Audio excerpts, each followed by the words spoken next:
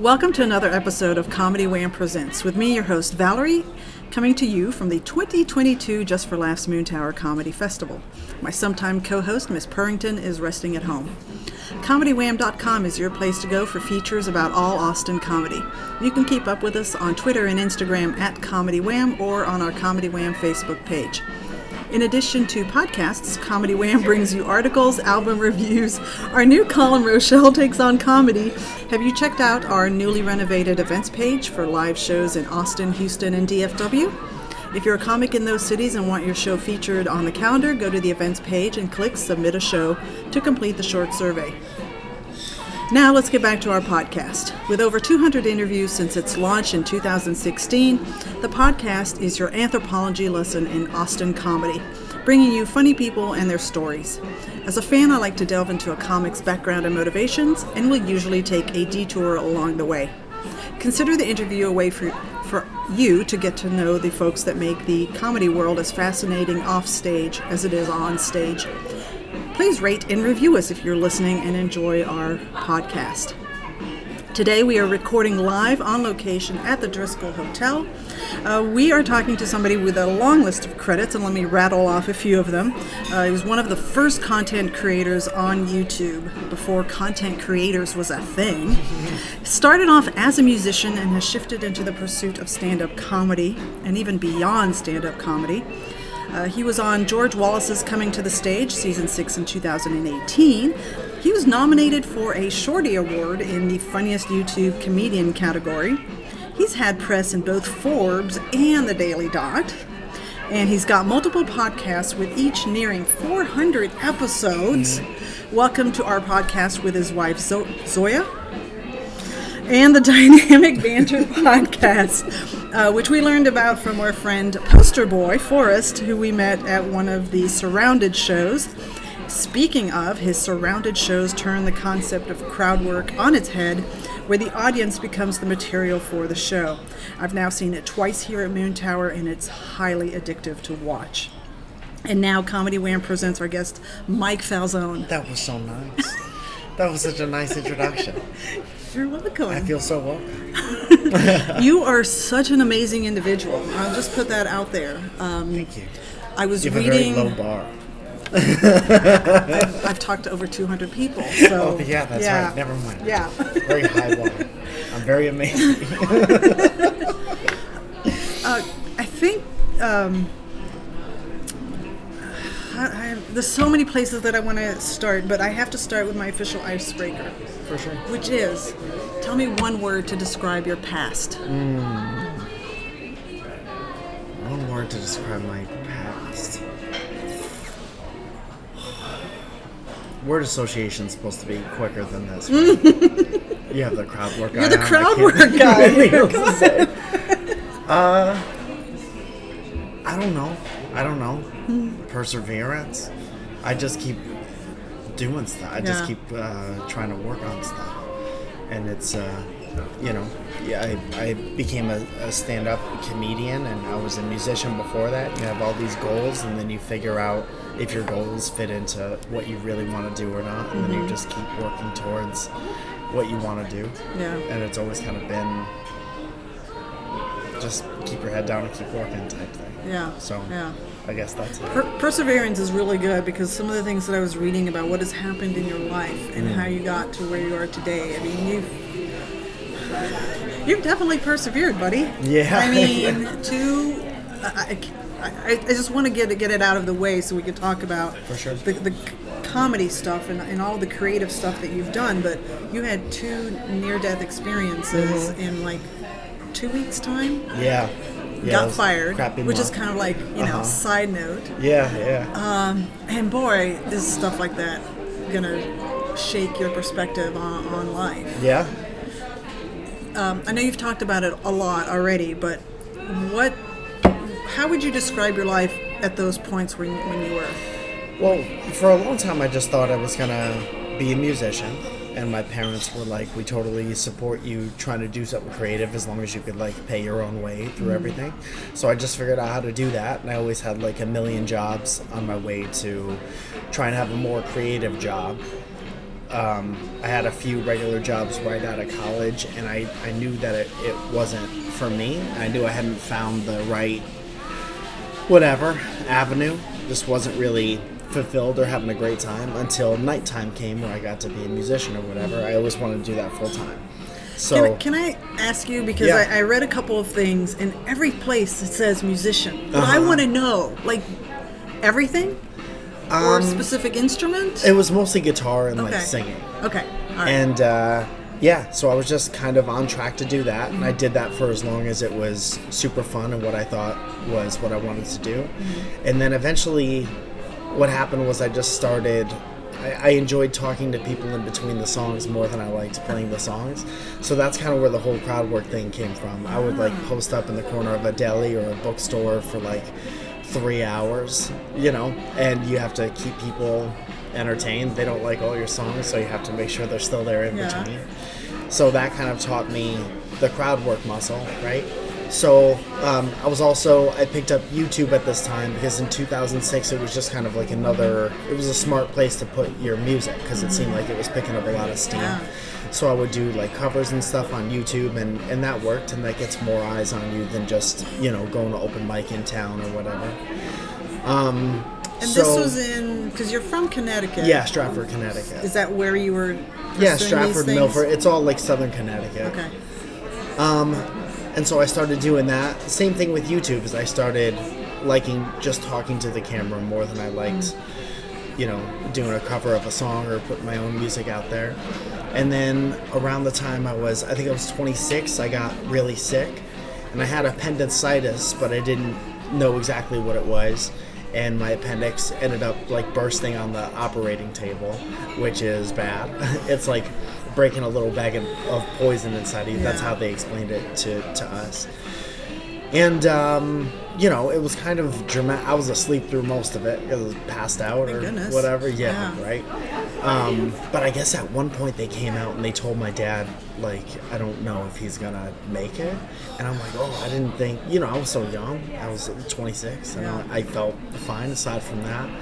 And that's kind of like a weird dramatic soap opera thing to happen. And then that kind of got cleared up. And then I had it caused like a sepsis of my entire body, which is like, there were all these, I can't explain it medically, but it's, my insides were all messed up. And then I think as a complication from that, or like an infection or whatever it was, I ended up getting a blood clot and a pulmonary embolism, which is when, a blood clot goes from wherever it originates from. They think it was from my abdomen, from the sepsis stuff, but it goes up to your lungs, and that could kill you. It goes to your lungs or your heart or your brain, and that's, why people die out of nowhere sometimes. So they put me on like intravenous blood thinners, and then I was on like pill blood thinners for a long time after that. That got cleared up.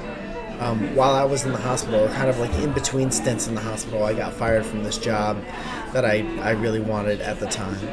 And that's the part of the story I always forget about, because ever since then, I kind of haven't had a boss, or I haven't had a job where you have to go in and answer to someone, because I was so like jaded and angry from that whole experience. So I just decided to double down on like YouTube stuff and podcast stuff, and doing as many shows as I could possibly have, to have as much income as possible, to be able to like be a professional creative person for the rest of my life. And then that has like, somehow I've been able to find a way to keep doing that, and it's still going. So that's a whole part of my life. You have these two podcasts, but when we were talking to Poster Boy, Forrest, we know your name. I'm just, he came to your Surrounded show last night with a poster that he wanted you signed. It was just very sweet that he did that. He got roasted for it too. He did get roasted for it. Yeah, not by me, but by everybody else. These are not the only podcasts you've had. Like what was your first podcast? I think we were pretty early adapters to podcasting. Me and my wife, we had this podcast called Welcome to the Podcast. That's how early we are. We were able to have a name like that.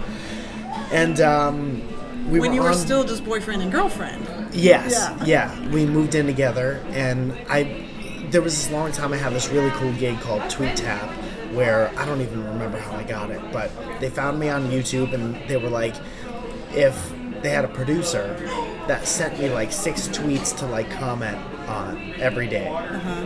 And I would film for like 15 minutes straight, and then I'd send them the raw footage and they'd cut it up. And this website, what was the website? Waywire. There was a show called Tweet Tap at the time. And it was the best gig in the world. And she would always kind of be in the background, and once in a while she would bring me coffee, and they would like blur out her face, and they'd put like a coffee mug with a smiley face over there. So she just became this character called like Coffee Girl, basically. Oh, that's the connection. Yeah. I did see that. Yeah, and it always takes a little bit of explaining without knowing the origin story. Like, why doesn't your wife have a name? Yeah. Why should your wife have a wrestling name? But that job ended, as all the best jobs do, and we decided we wanted to keep making stuff together, so we made this podcast. And then the server we were on was kind of wonky after a while, so when we switched servers, we had to change the name. That became Welcome to Our Podcast, and that's still going today. Yeah. We had like 400 episodes. Yeah, it's a lot. That is a lot. And it's just us talking to each other. Yeah. It's not anything super niche or specific, but if you like 2 East Coast people that are kind of like no BS, and it's weird how it kind of, if you're thinking about moving to LA, especially if you're with a partner, it would be kind of interesting and to listen to all those back, because we do go through the whole process of like being super nervous to move away from like, we're very East Coast people. So we never thought we'd live in LA, but after getting sick or whatever, I was like, well, if I'm going to be a creative professional, might as well do it in one of the 2 places that you have the best chance of, following through and being able to make a career out of it, which is New York or LA.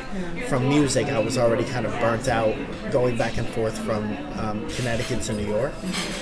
So we decided to move to LA, and that's kind of like, it documents our whole, like, getting there and like, honestly being very lonely and not knowing exactly what we're going to do for money. And then now it's like, she started her own, my wife Zoya, she started her own salon. She has her own salon now in Santa Monica, which is huge. And, I stalked her Instagram page because I was doing this is She's what I do good. when I'm researching, and all the pictures she has, and it's like, wow. She's she'd cool. be impressed with you saying that, because she's like, I don't post enough and all that stuff. She does need to get better at that part, but she's incredibly good at what she does. And we both figured out a way to keep being there, which, like, in LA, we've been there for like 9 years now, so that's kind of like an accomplishment in itself to not have moved back home yet. So. Yeah, it's just, here we've seen some people, because Austin wasn't always like the comedy city that it has become, but we'd see people leave and then they'd come back. Yeah. Some are able to land in the cities that they move to. It's a hard place to be. So I never, especially now, especially like after the pandemic, during the pandemic, no shame to people who move there and decide it's not for them and then go somewhere else, because it's such a weird place. It's such a drastic like culture shock, especially if you're from somewhere like the middle of the country or the East Coast, where people are so much different. And I heard you talking to Rojo about how people are so much different from, it varies from New York to LA so much. So I've seen a lot of people move out, especially from LA during the pandemic, and I look at their social media feeds and they're so much happier now. So like, good for you for like coming and trying it, deciding that it wasn't for you, and then like going somewhere else. And it must have been nice for you to go with somebody that you could, they're going through the exact same experience, so you create like this little, I get it was lonely at first, because here you are, Connecticutians? Yeah, sure. Not even gonna try.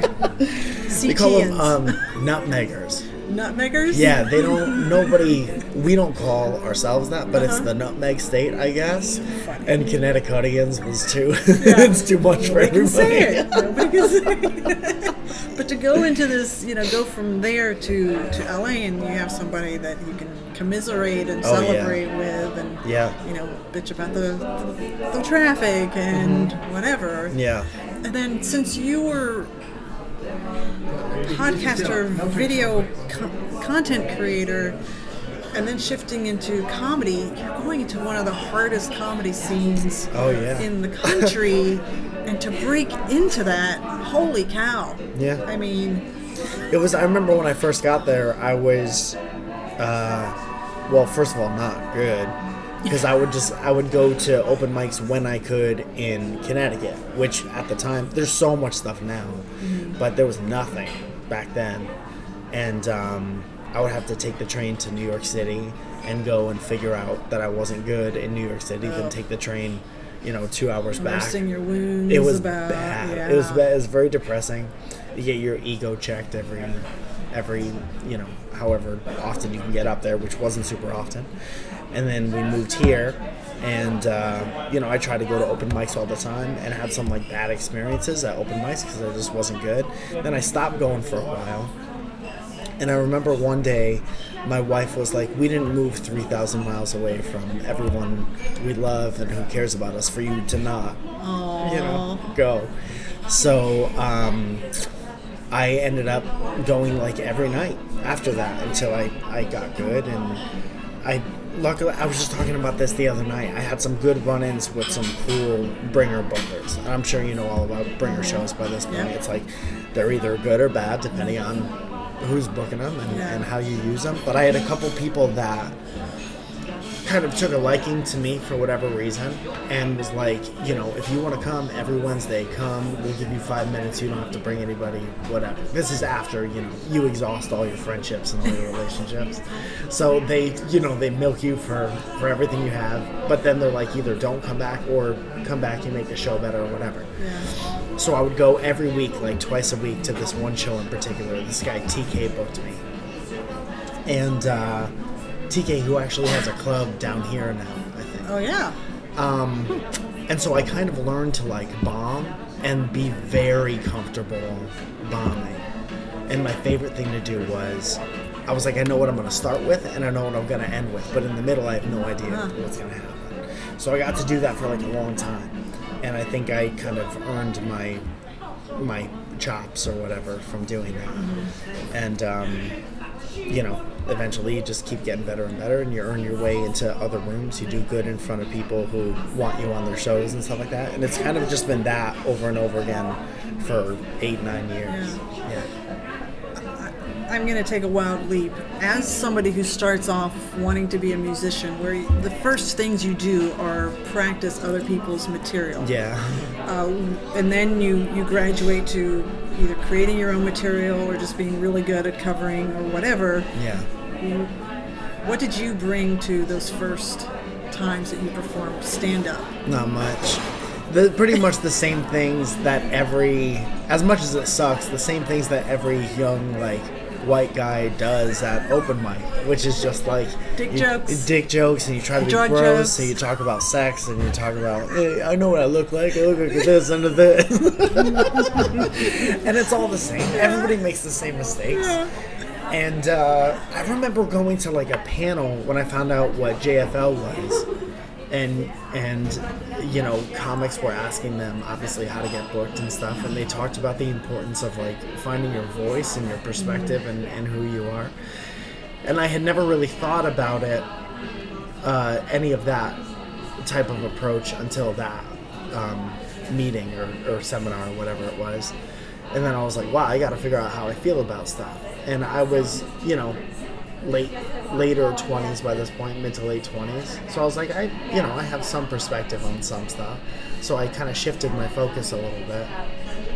For you, when you've done all the YouTube stuff, and I couldn't absorb all of the material you have on your YouTube channel. Yeah. You're used to being No, you're used to being creative. So was stand-up this completely far apart thing from this, and you were compartmentalizing, and that's why you said, well, I don't know what I'm doing? I always just thought I always loved stand-up from a very young age. My dad was a big Richard Pryor fan, and Steve Martin, so we had the records and all that, and we had a bunch of taped episodes of Rodney Dangerfield used to have a show on HBO where he used to showcase 3 or 4 comedians at a night, and I just thought I was too dumb for that, because I didn't even know they were like writing material. I just thought these funny people were getting on stage and just saying stuff, and I remember thinking that was such a cool skill to have. I was like, I'll never be able to do that. But I loved music, and I came from kind of a musical family, so I did that for a long time. And then it was kind of a logical progression after that. Like I said before, just like falling in love with connecting with the audience and talking with them in between the songs and stuff like that. And it kind of like, after a while, I kind of describe it like I knew I wasn't going to get phenomenal at the guitar. Like there are people who just pick up the guitar and learn stuff real quick or adapt to music theory or like shred. And I was kind of like, this is my plateau of skill. I'm not going to put in any more effort. I'm going to do whatever I can with like the skills that I have. But when I started getting into stand-up and falling in love with it, I was like, I never want to stop getting better at this. There's no like plateau. There's no real competition the way I look at it. It's just like with myself. I want to be better than myself all the time. So that is kind of like it's like a self-fulfilling thing. Like that doesn't run out. You could always be better than your last show. So there's like no ceiling. I just kind of fell in love with doing that way more than the music stuff. Yeah. Have you tried to bring the music and the comedy together? At the beginning. Yeah. But now it's just not what I want to do for whatever reason. Yeah, I had that question for like a long time. And there are people who do it very well. Like my buddy Morgan J is really good at it. And there are so many people before him. But I think I was just done with the guitar. I was playing guitar ever since I was like 11 or 12. And I still don't play that much. And it makes me sad sometimes because I had so many good memories doing that. But just not something I want to do. I'm like, if I'm gonna do this, I want to see if I could do this the way like you're supposed to do it. Yeah. And then from there, it's like, I'll fuck it up from there. I'll figure out whichever way I'm gonna do it, in my own way.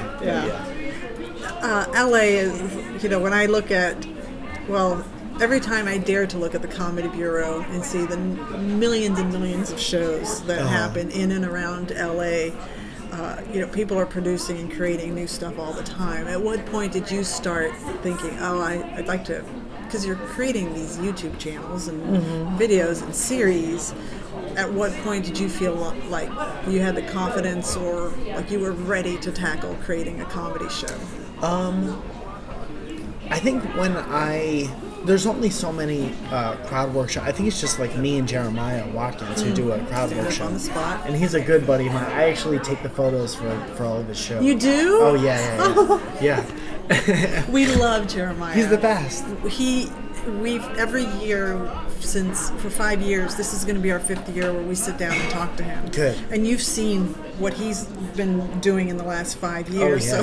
Now, this was the first year we had to talk through his manager. Oh, yeah? That's good. He's big time, you guys. He's big time now. It's like, it may be less and less time I get to talk to you, but I'm going to talk to you every year. Yeah. He's the best, and he's been so helpful this whole time.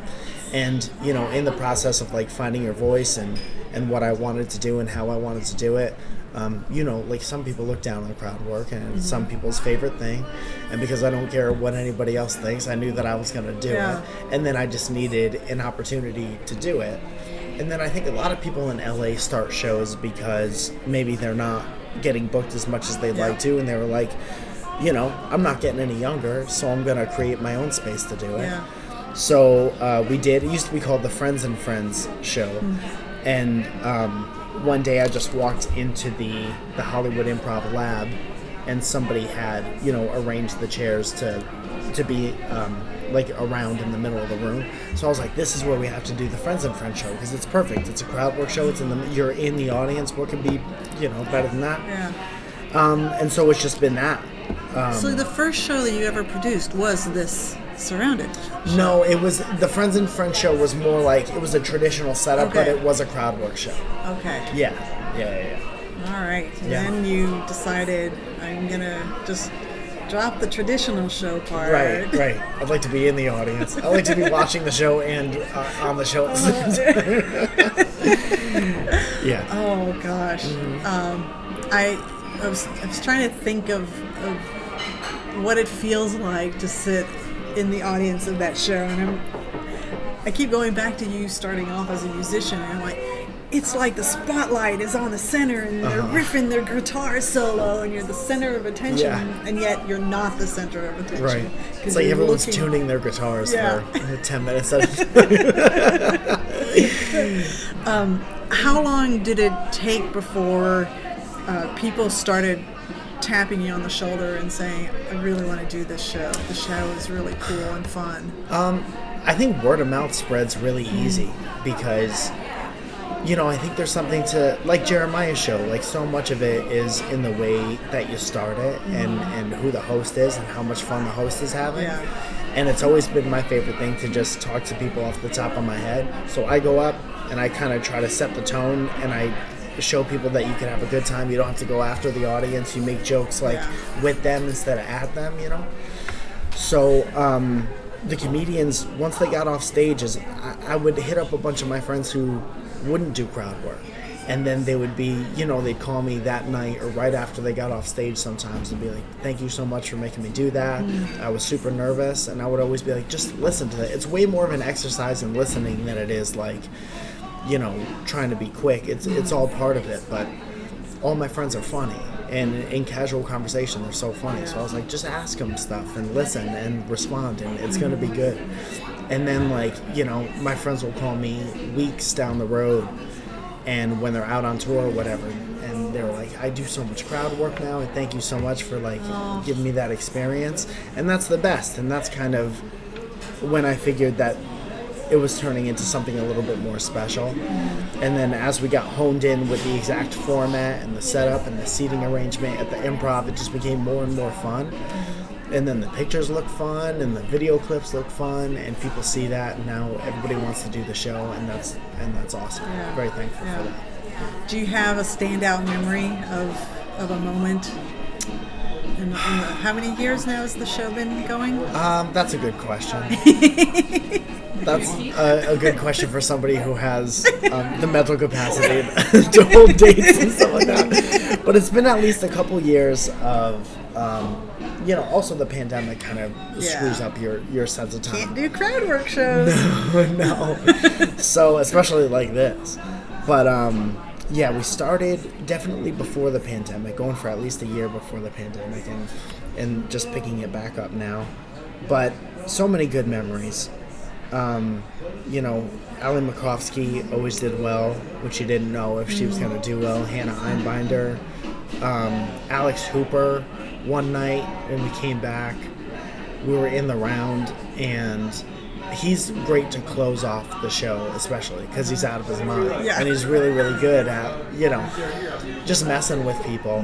And I remember the whole night, everyone was singing along and scream singing to the Titanic song, My Heart Will Go On.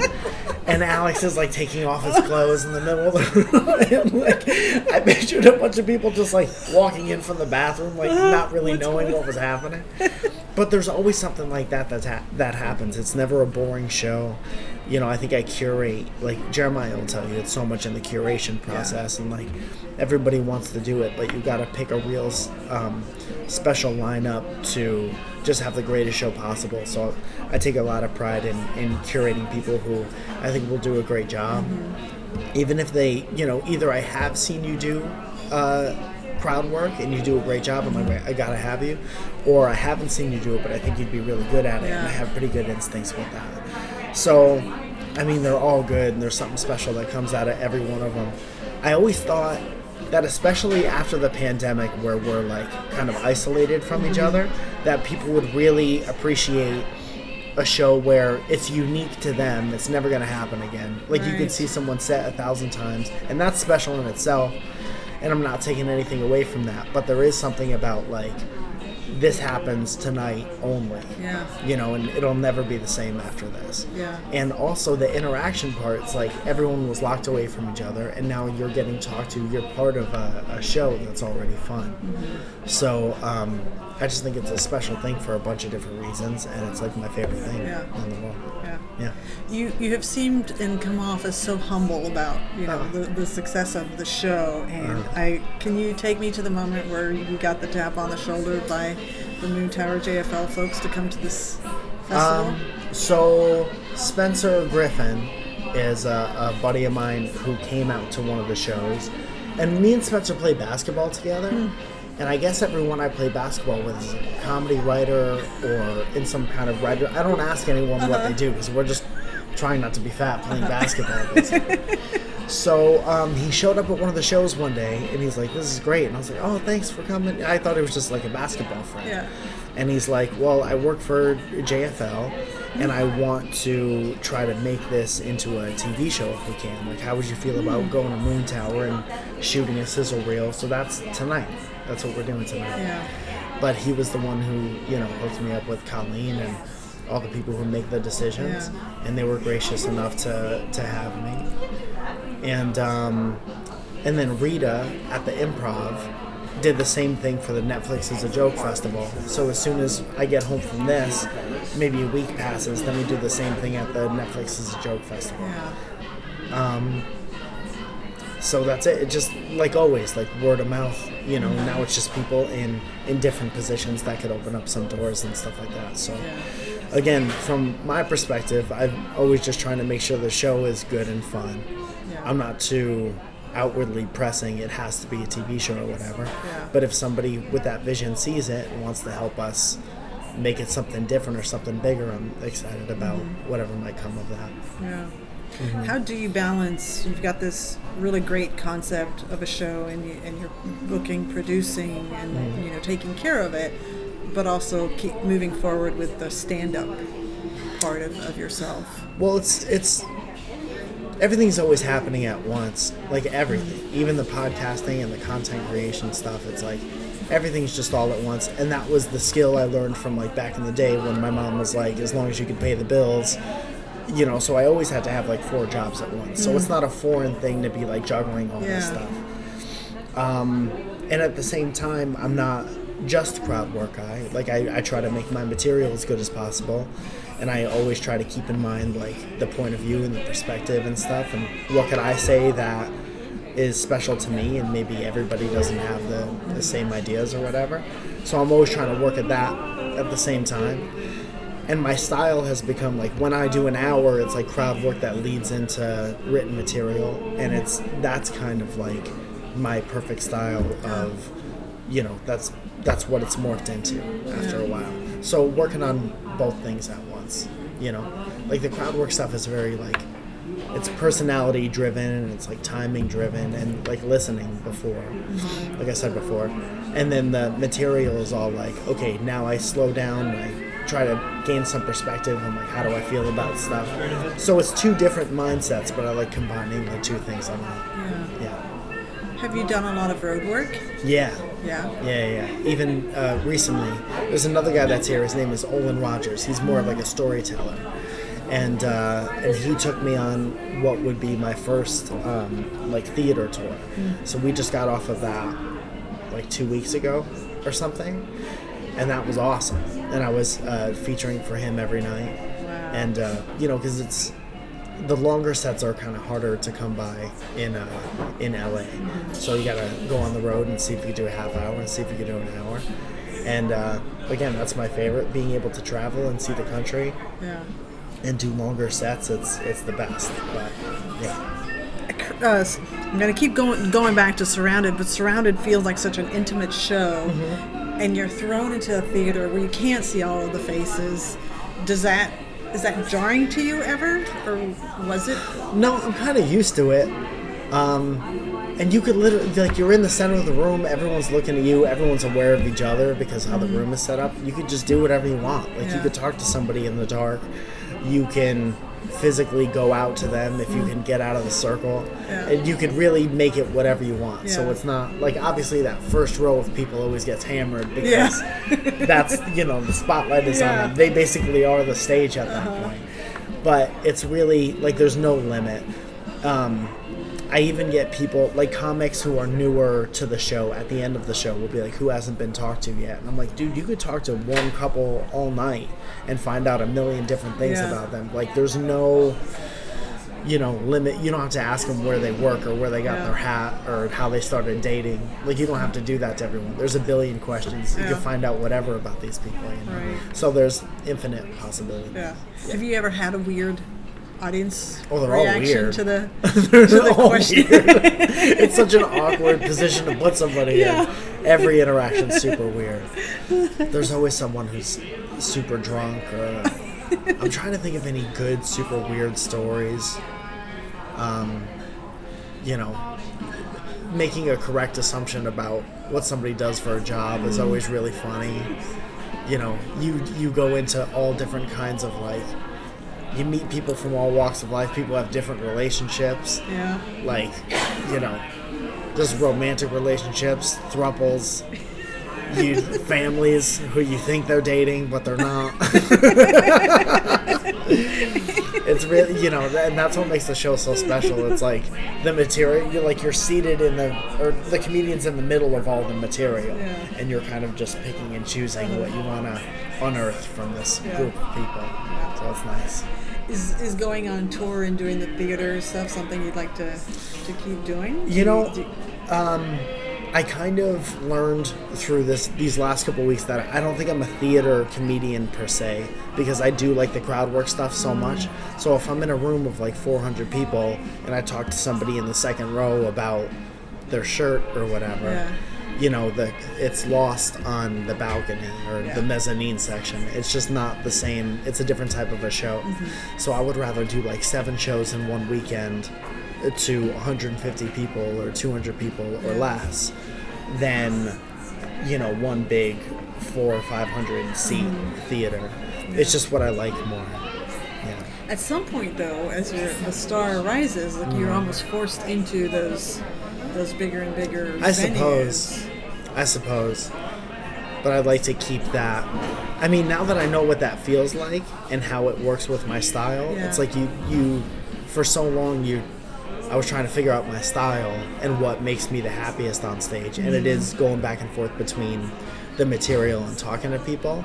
So I'd just like to keep that. If that's what makes it special, I'd like to keep that going. There's this one theater I keep talking about in Chicago. It's the Den Theater, and I'd never been there before, but it's beautiful. They have the set dressed like it's just like an old living room. Like there's books and there's couches on stage. And the stage kind of comes out, so there's people on almost all sides of you, even though you're not completely surrounded.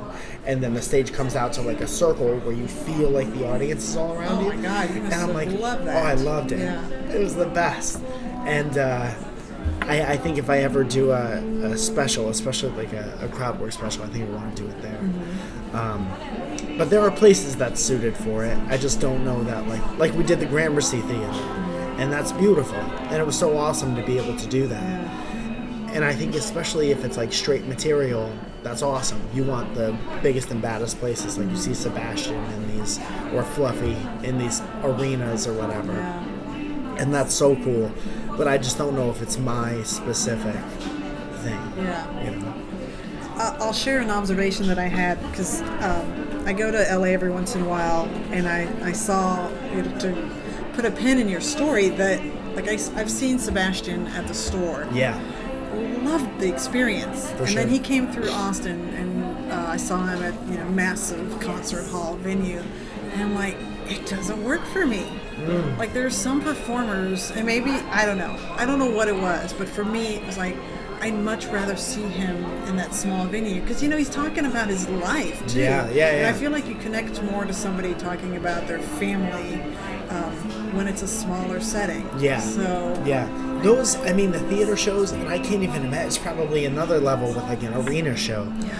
But the timing is different, and the laughs are different. You have to time out your jokes differently, and so much of being funny, especially being funny specific to who you are, is your timing. I had a friend in college say that nothing that I said was funny, but my timing was perfect. So it's so important. You know?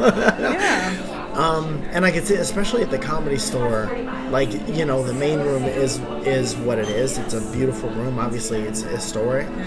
And then the original room, you know, it's a tougher room, but it's like, I've sat as an audience member there so many times, and it's like you're at a party, but one person gets up and is just like the leader of the party.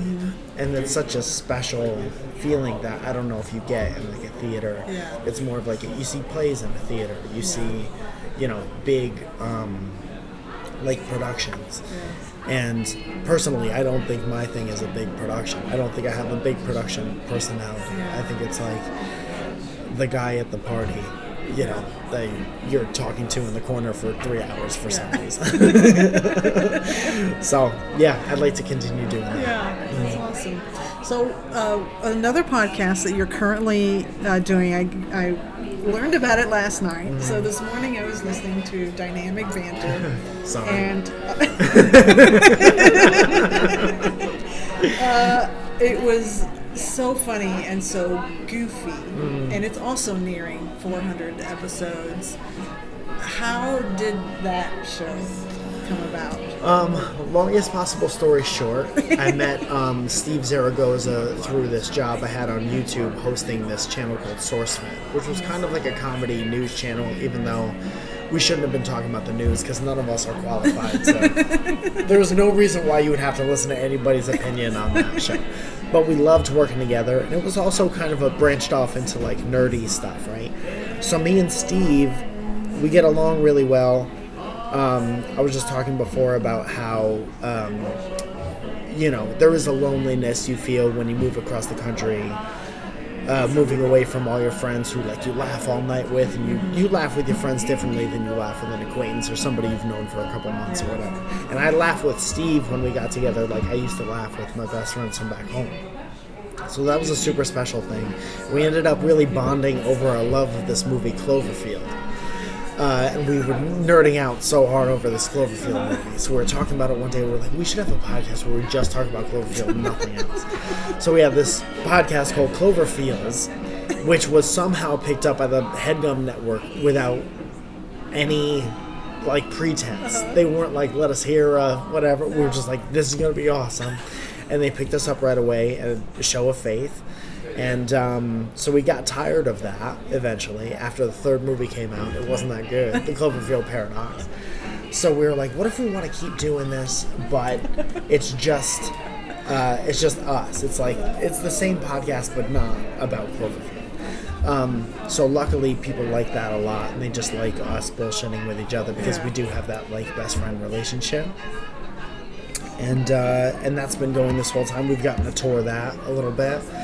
And that's going on like 6 or 7 years. So it's a great job to have. Every time somebody, like Forrest, the poster boy, every time I meet somebody like that, I'm like, I can't believe you've been listening for so long and you have this poster and you want to bring it to a show to get it signed and stuff like that. So it's very special, I think, and I'll never take this for granted because I have been making stuff for the internet for so long. It's like, you could have a job where somebody else is your boss and they tell you what to talk about, or you could have a job where you do whatever you want and there's no guarantee that you're going to have an audience because you're just doing whatever you want. And to have a job that kind of pays the bills where you legit talk about whatever you want with your friends is very special. I don't think I've ever taken it for granted one day in the past 6 years. So it's very special to be able to do that. It was very fun, and it's now subscribed. So. Oh, thank you so much.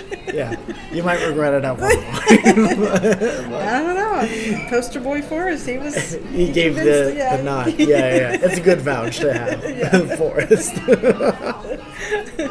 And we were at the Bad Friends last night. Oh yeah. And, I mean, it can be very cultish for fans when they really connect and they're friends, and that's how it all began. And it's so many hours of unedited conversation. Like, you can't hide your personality when you talk for hours and hours and hours. And so people are either, they click with you and then you're in, like they would be in with any of their friends. Yeah. Or they figure out it's not for them and they bounce. But the people who stick around, it's like it's a different kind of fandom than I've ever experienced with anything else. Yeah. This is very personal. Yeah. They feel like they know you. Yeah. You said that you've taken that out on tour. Mm-hmm. Was that before COVID or Both. Since? Okay. Yeah, we went to, first place we ever did it was Nashville. We did it in the Olin Rogers soda parlor before it got destroyed by a tornado. And that was really awesome. And then more recently we did it at the Crystal Ballroom in Boston. And then we did it at the Bell House in New York. And that was awesome. Really awesome. Almost felt like a rock and roll show almost.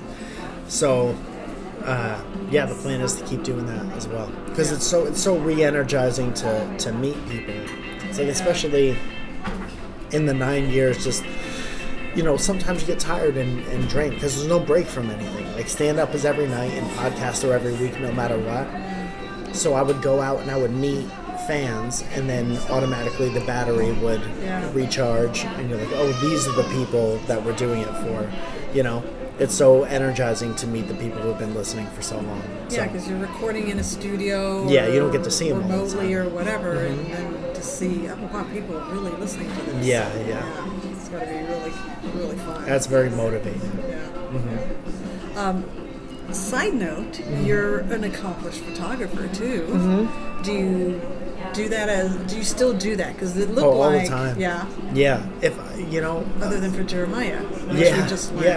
No, I have a bunch of shows that I shoot, and that's part of. I don't know how many comedians talk about, like, just being out is so important, especially when you're starting. You just have to be everywhere, and you have to make sure everybody's aware of you, and like the people who book don't like the people who are just in their house and want to do stand-up. Like, you got to be out, you got to be coming to shows.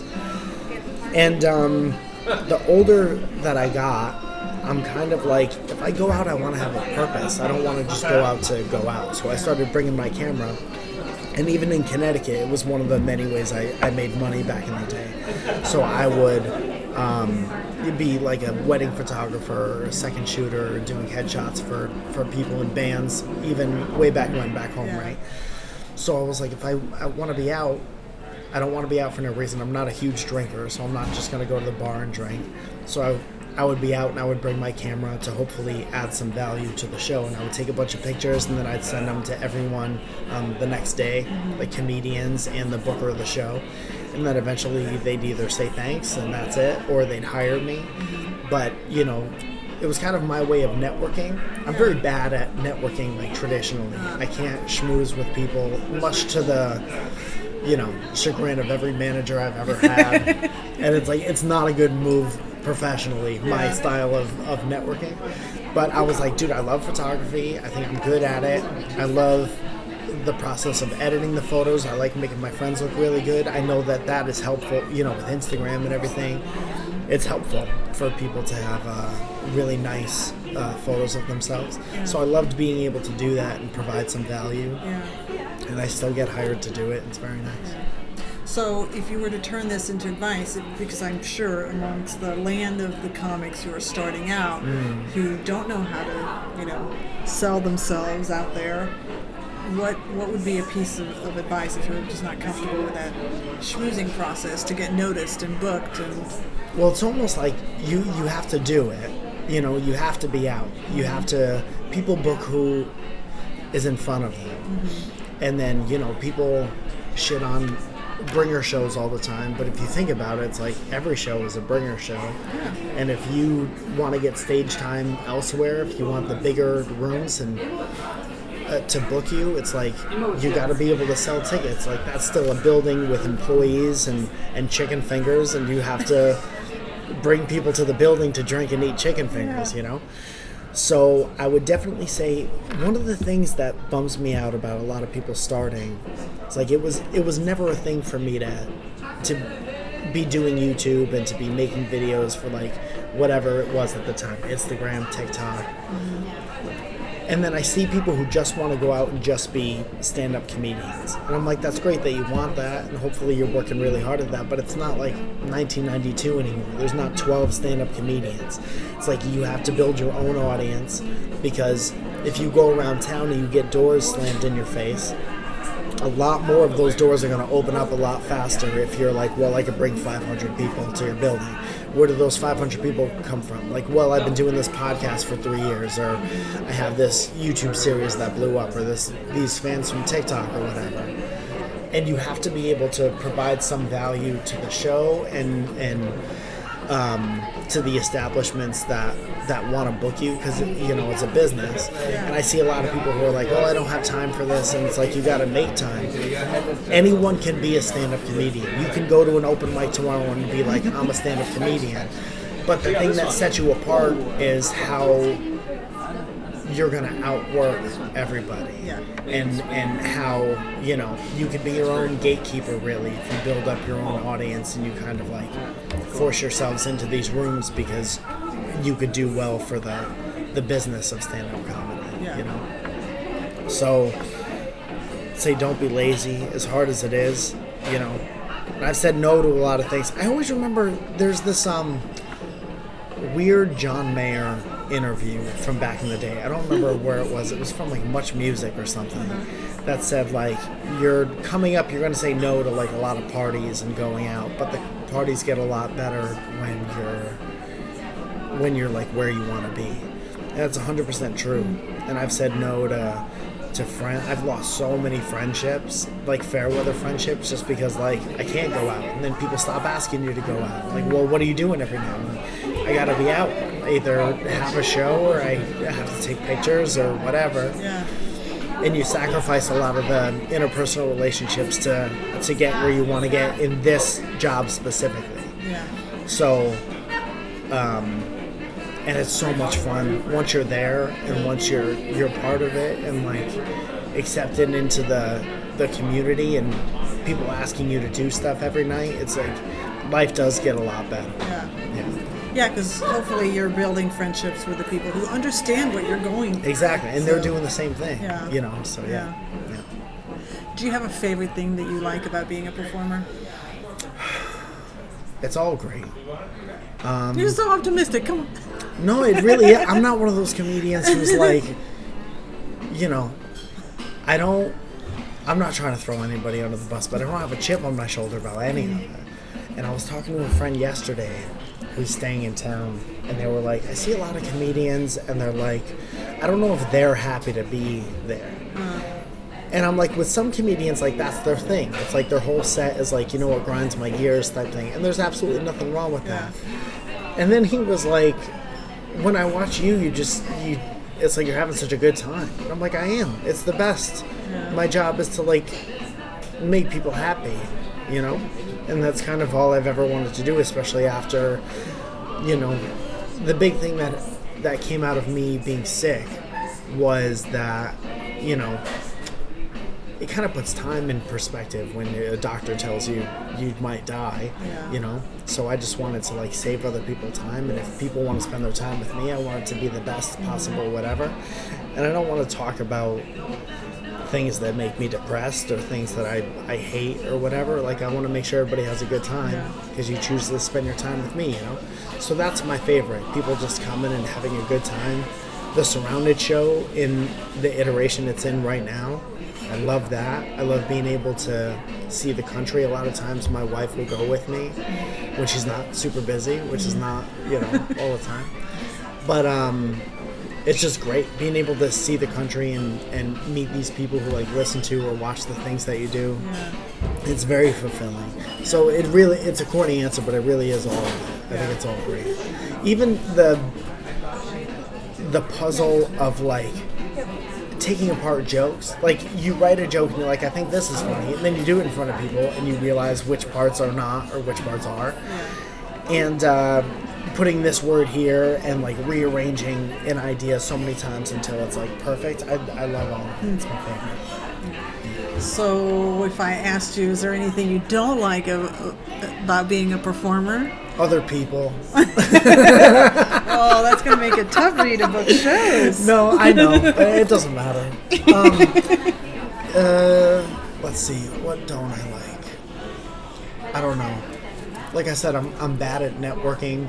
I don't like fake conversation. Especially in LA, I'm not really... I've gone through all like the hack LA experiences where you think these people are your friends, but they're really just trying to do one thing or another. And I don't like that. Like, that's high school shit. Yeah. And as like somebody who's 37, I'm not really in the business of like, I don't want to listen to your jokes in casual conversation. I don't want to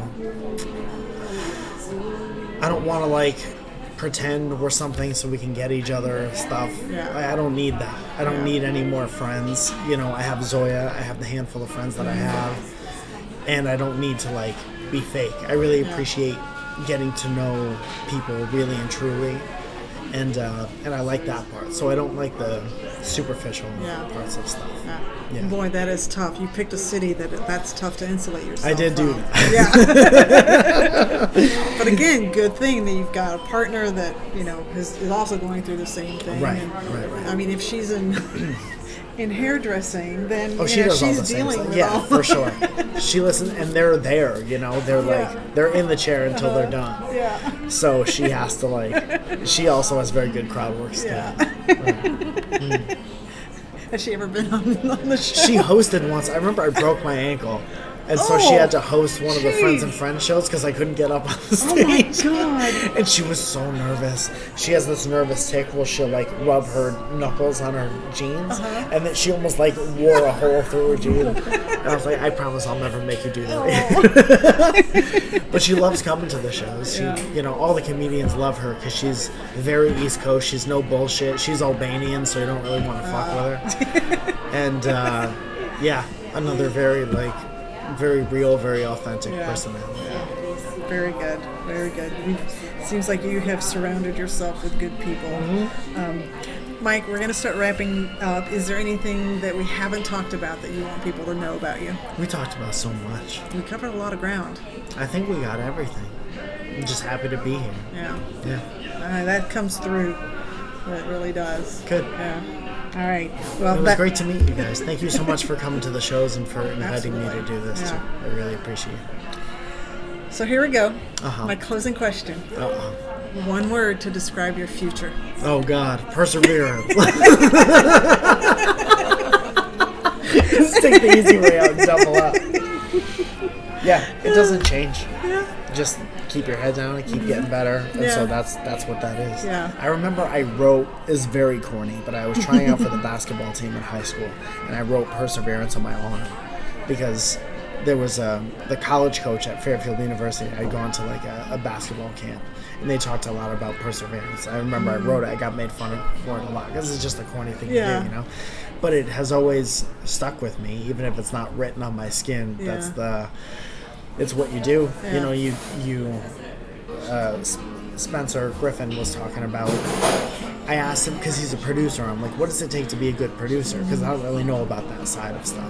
And he's like, well, when people give me like a wall, I think of it as like a hurdle, and that's all perseverance is.